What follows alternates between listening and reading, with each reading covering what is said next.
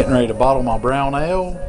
I've got some new bottles, well, new with craft beer in them anyway, soaking in a 10-gallon tote with one up to the first level of the OxyClean Free in it. There's probably about 7.5, 8 gallons of water, hot water in here.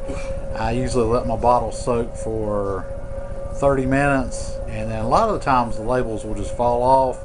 It varies from one manufacturer to the next, one brewery to the next. Depends on what kind of labels they use and what kind of glue. If they don't come right off, then you kind of have to take a greenie and scrub them off. Or in this case, a blue Scotch Brite pad. And over here, we've got the bottles that have already got the labels taken off of them, getting ready to run through the dishwasher.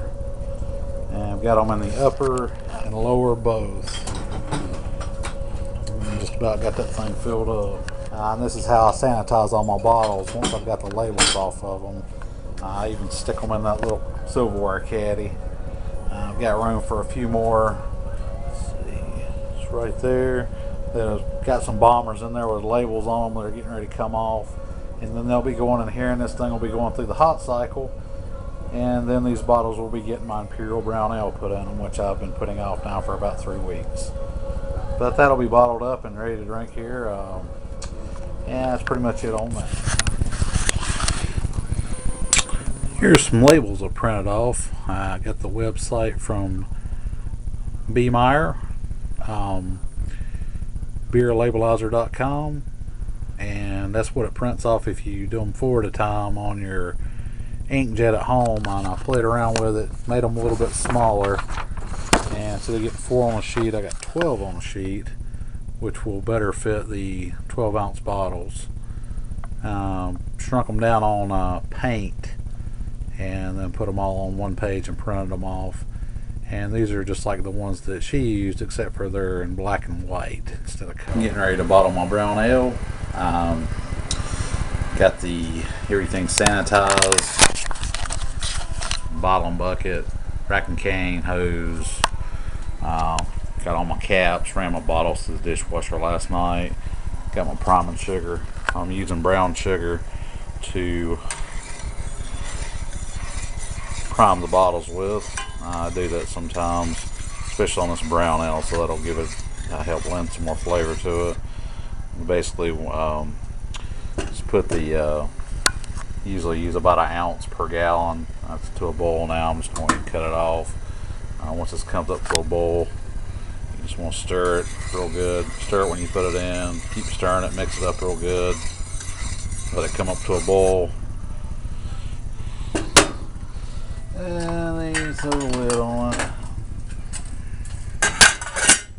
so it will sterilize. And then run a cold water bath and sink. Make sure the water does not run on the side of the pot or on the lid.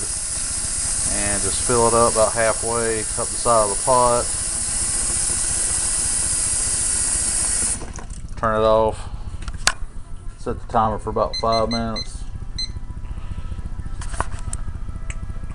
And then wait.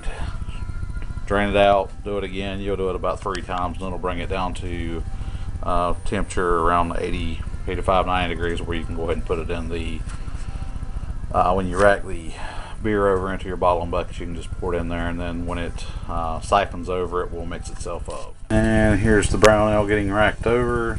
It's about empty down into the bottling bucket.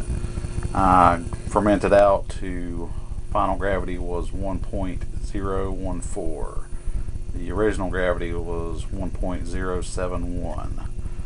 So I'm going to have to look that up and see what it wound up fermenting out to. But it got a pretty good ferment on it. Okay, and this is my bottling setup. I've got a wash pan with about 10 or 12 bottles in it. I always just leave one big one in there to leave the wand in. I turn it off with the valve after I fill the other 10 or 11 bottles up. Then I move them up here to the sink, let them drain down, put 10 more bottles in, fill them up, and then turn the spigot off. then by then any beer that's on the bottom of these bottles will drip off. And I can cap them, then rinse them off, stick them in the strainer for about 5 or 10 minutes, let them drip off again, then put them in the boxes, and they're good to go after that. And then after they dry off, you can label them. Got my all grain American Imperial Chocolate Stout transferring over into the secondary. It's coming out of the Coopers and running down into the Carboy here. And it smells wonderful. I'm very happy with how it's turned out so far.